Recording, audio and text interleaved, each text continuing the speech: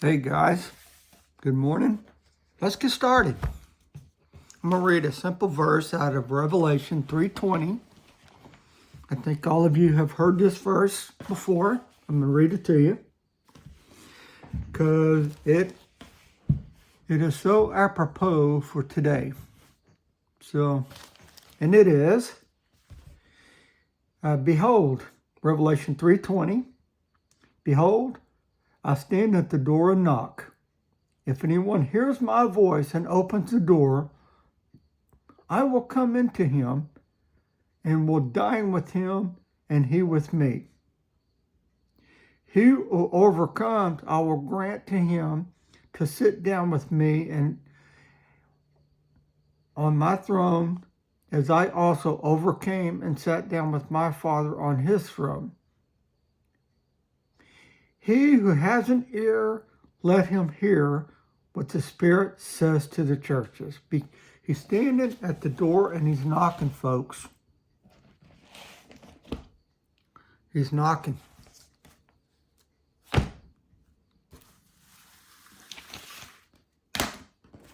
going to read a tweet that I saw last night that President Harris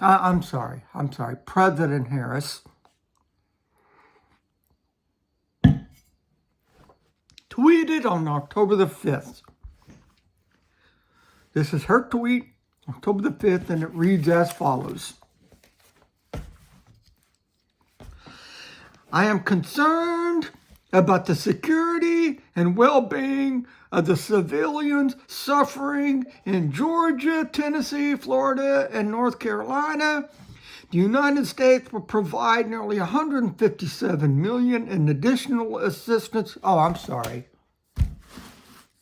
I need to repeat that. That's not what it says at all. Let's read what it actually says. I just threw that in there for context. Vice President Harris, October the 5th, tweet. And this time I will read it, and I will read it word for word. Vice President Harris, I am concerned about the security and well-being of civilians suffering in Lebanon. The United States will provide nearly $157 million in additional assistance to the people of Lebanon for essential needs such as food, shelter, water, protection, and sanitation. Ladies and gentlemen, that's exactly what these places in the hurricane-stricken states such as Tennessee, Georgia, Florida, and especially North Carolina need. But no, she's sending $157 million to Lebanon.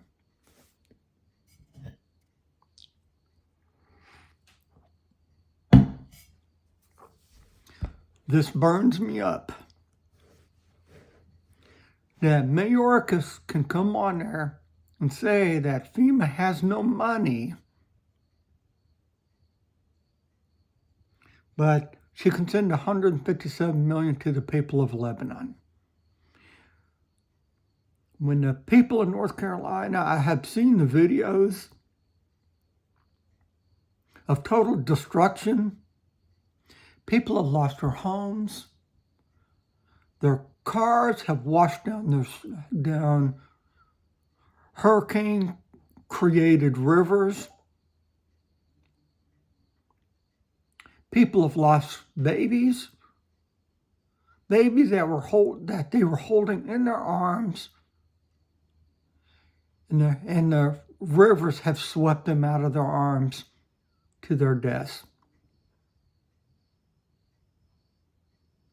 And yet she can send FEMA.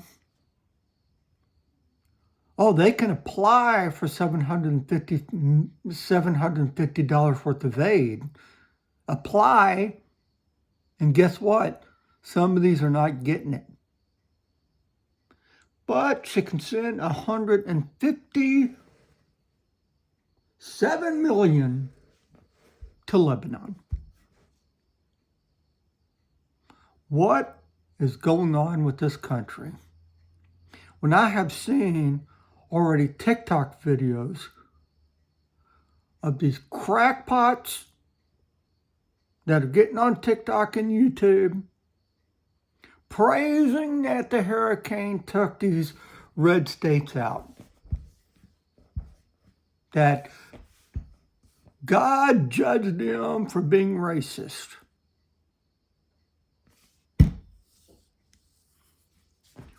When did this country just get into so much hate between one another?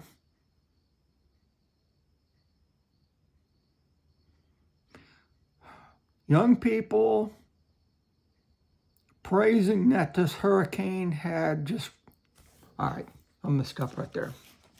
It's going to make me mad.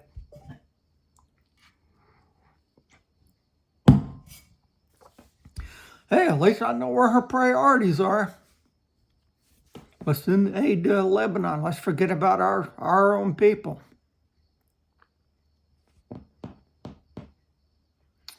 And she will be elected our next president. Mark my words. They're going to make sure of it. All right. I have hounded on this time and time and time and time again.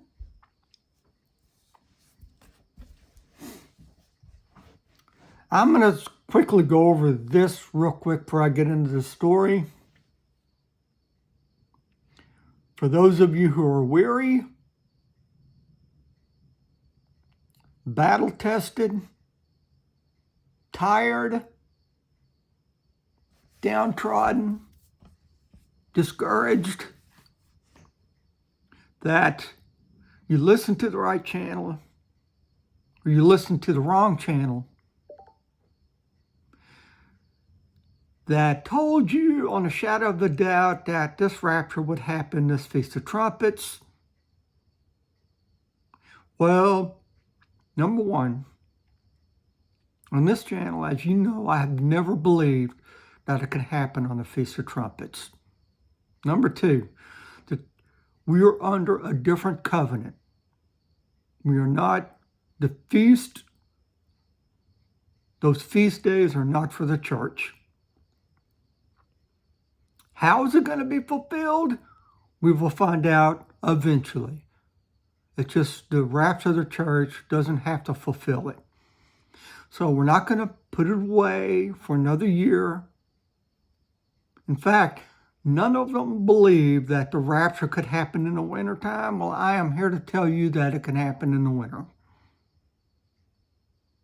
If you're discouraged because the Feast of Trumpets have come and gone and we're still here, chin up, because I think it's closer now than ever before. And this is why America cannot sustain what is going on.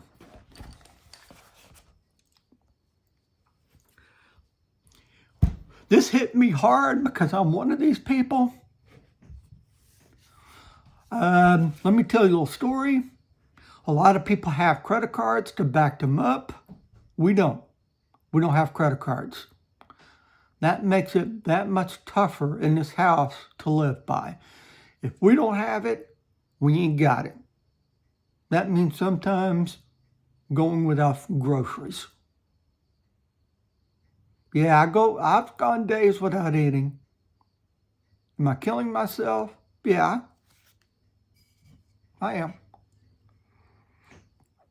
But I'd rather keep my son fed before me. All right. Americans are absolutely drowning in debt, and the only way out is a system collapse. I truly wish the headline was an exaggeration. Unfortunately, for decades, Americans have been extremely irresponsible for their finances. In my younger days, I was totally irresponsible. This right here, what I'm facing now, is a test from God. Because why? It's tough, but we're making it. It's tough. We might roll pennies and dimes some months, but we're making it. Taught us one valuable lesson. As a result, credit card debt is at an all-time high. Auto loan debt is at an all-time high. Mortgage debt is at an all-time high. Corporate debt is at an all-time high. Local governments all over the nation continue to get into an absurd amount of debt, and the federal government has piled up the single largest mountain of debt in the history of the world. Our whole society is absolutely drowning in debt at this stage, and the only way out is for the entire system to collapse.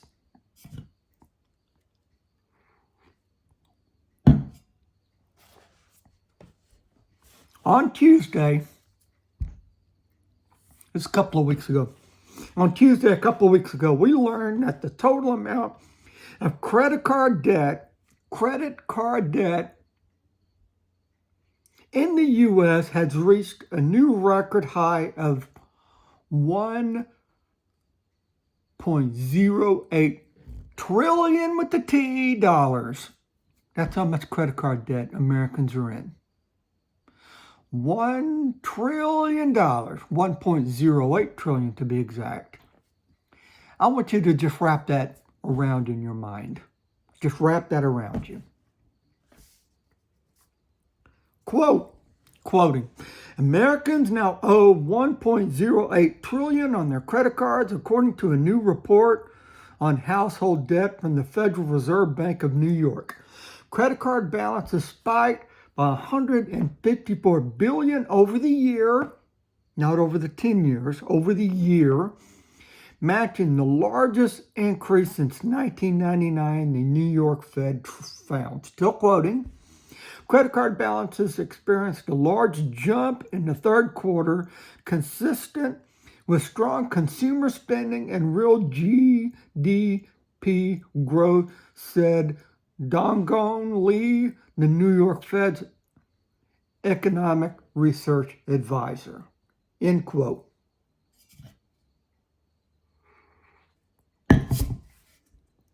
That makes me want to put something in this coffee.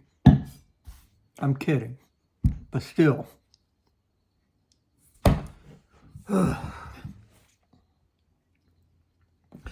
Credit card debt has always been one of the most insidious forms of debt, I agree.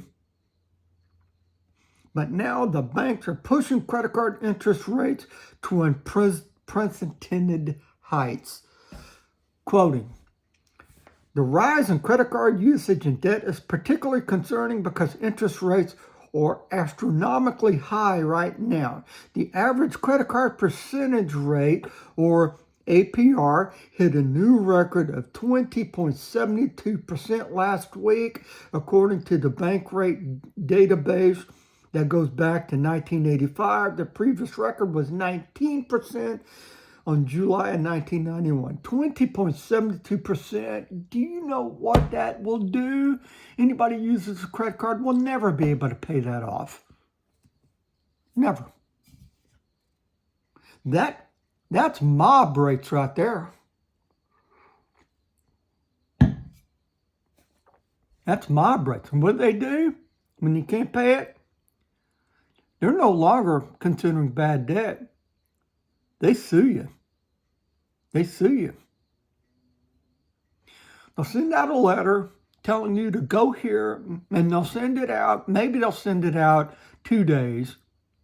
But in some cases, they'll send it out a day before you actually have to show up, where you have to show up in a city 500 miles away when no one's going to show. They send out a flunky to the city.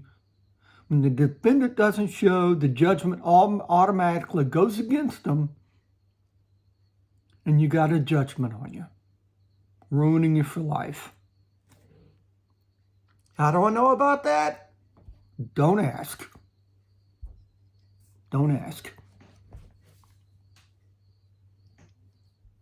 Lord, come get us. It should be illegal to issue a credit card that hasn't, end quoting, by the way. It should be illegal to issue a credit card that has an interest rate higher than 20%. But banks are going to keep doing it because our politicians will not stop them. So don't fall into their trap. Other forms of debt are rapidly growing as well. Quoting, auto loan balances are contributed to the uptick, climbing by $13 billion over the course of the third quarter to $1.6 trillion. Recent data, still quoting, recent data from Edmunds revealed that an unprecedented 17% of American car purchases now have monthly car payments of $1,000, a significant $1,000 a month.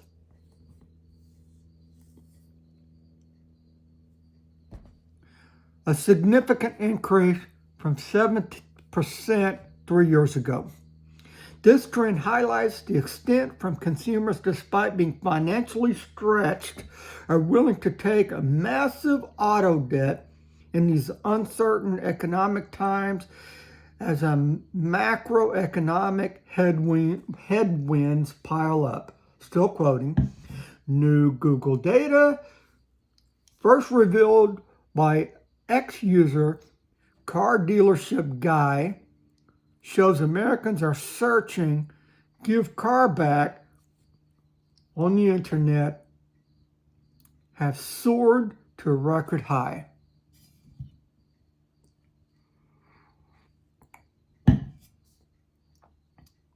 Still quoting, Car Dealership Guy added, for everyone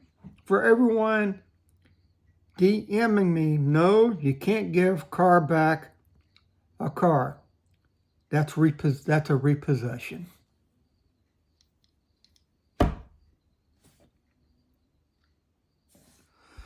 Still quoting, the percentage of subprime auto borrowers at least 60 days past due on their loans rose to 6.11% in September, the highest in data going back in 1994, according to Fitch Ratings. This is exciting to me.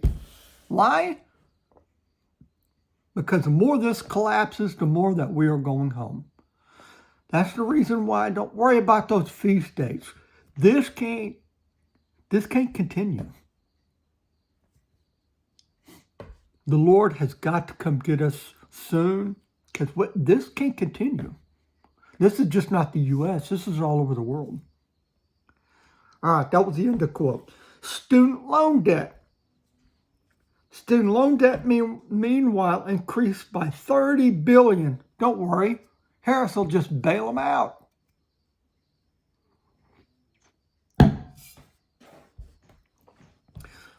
Student loan debt, meanwhile, increased by $30 billion, while mortgage balances jumped by $126 billion to $12.14 trillion. Overall, U.S. households are now more than $17 trillion in debt. I can't even begin to describe how foolish we have been.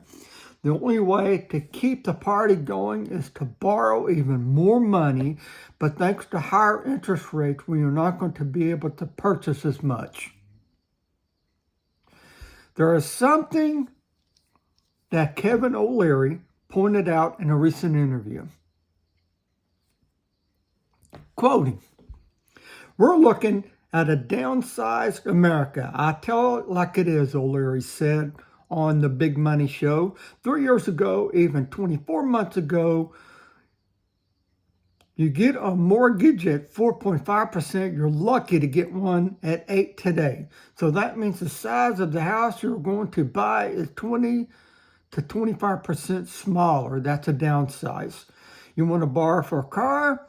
Sorry, that's 8 to 9%. Used to be 5%. The O'Leary Ventures chairman added, so so smaller, less expensive car that's happening at the same time, end quote. He is right. We just can't help ourselves, so we are going to continue to borrow more money.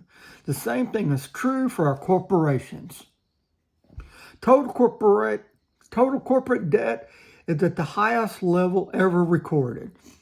And state and local governments continue to borrow more as if tomorrow will never come. Boy, I hope that is true. I hope tomorrow never comes. I hope it gets us today. Have I lost you? Are you depressed yet?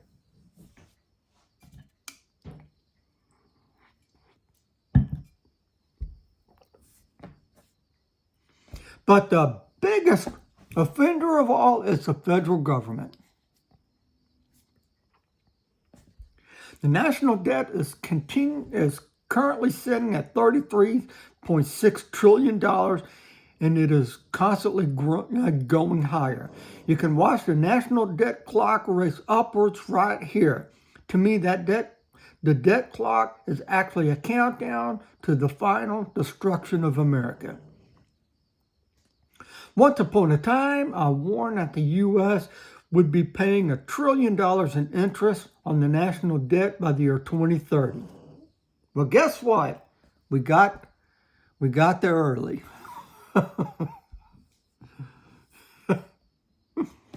gotta laugh at this because we're going home soon.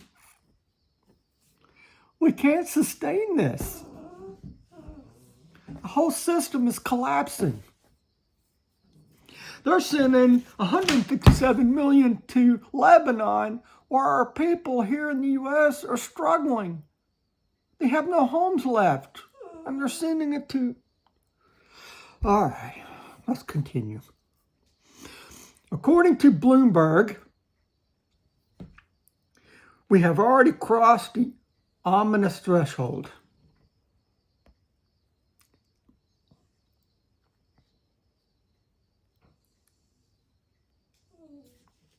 Quoting, estimated annualized interest payments on the U.S. government debt the debt pile climbed past one I can't read today.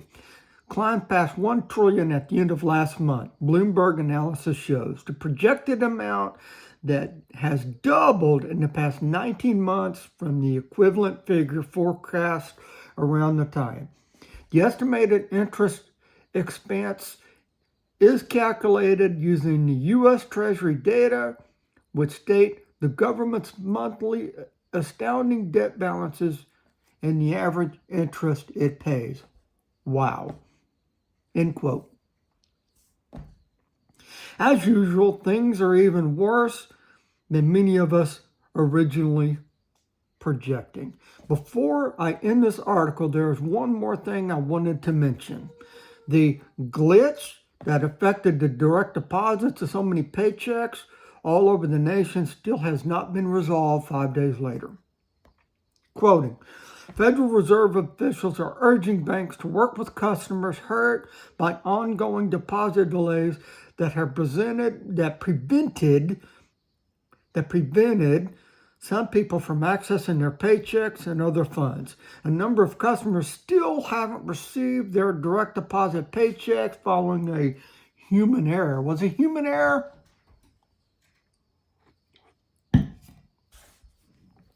That damaged the plumbing of America's banking system. The deposit delays are linked to a problem that emerged on Friday a couple weeks ago. With the automated clearinghouse ACH payment system causing headaches for customers and employers.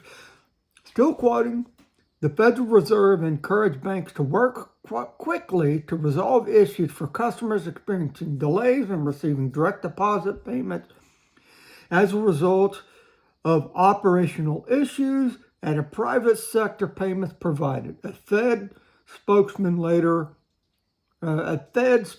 told CNN in a statement, end quote. Was it really a human error that caused this? That's what I'm saying. No, it wasn't. Come on. If someone just hit a wrong button, you would think that would be relatively easy to fix. Keep a close eye on the banks. As I discuss in my new book, Chaos, the banks are the beating heart of our economy, and the enormous trouble is brewing. Without healthy banks, our entire system will go haywire very rapidly. We need to borrow money for just about every major purchase that we make, and it is the banks that make the vast majority of those loans. If the flow of credit starts to dry up, so will our standard of living. Unfortunately, a credit crunch has now begun, and that is going to have very serious implications for all of us.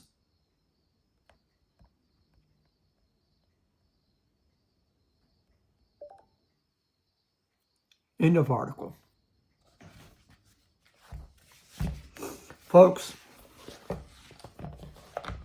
I know that's meant to depress you.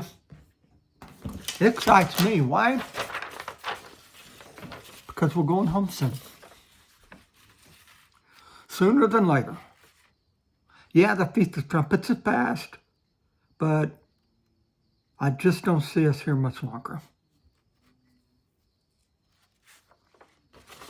How do you know that you're going home, that you're going with us?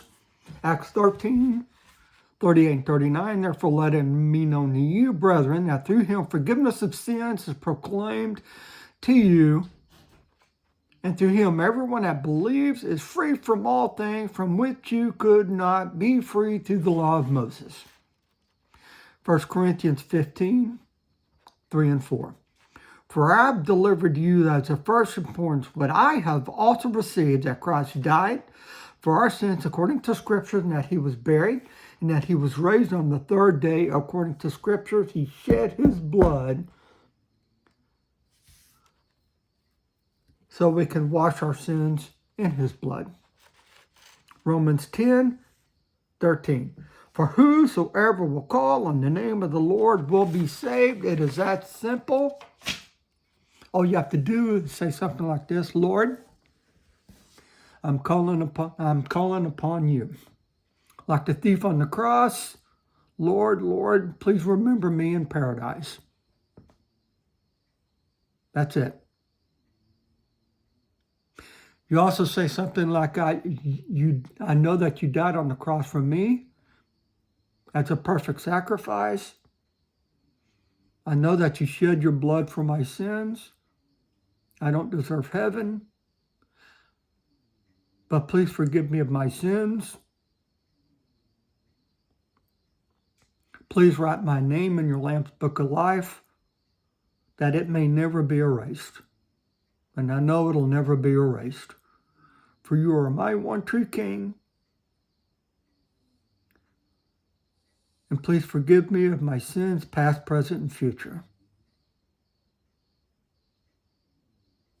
If you said that, and you said it within your heart, you're it. You're in.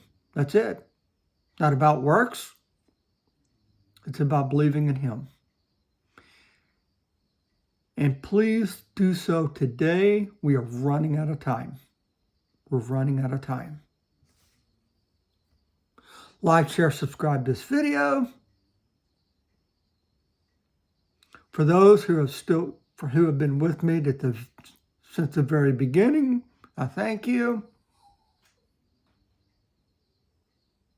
Peace out. God bless.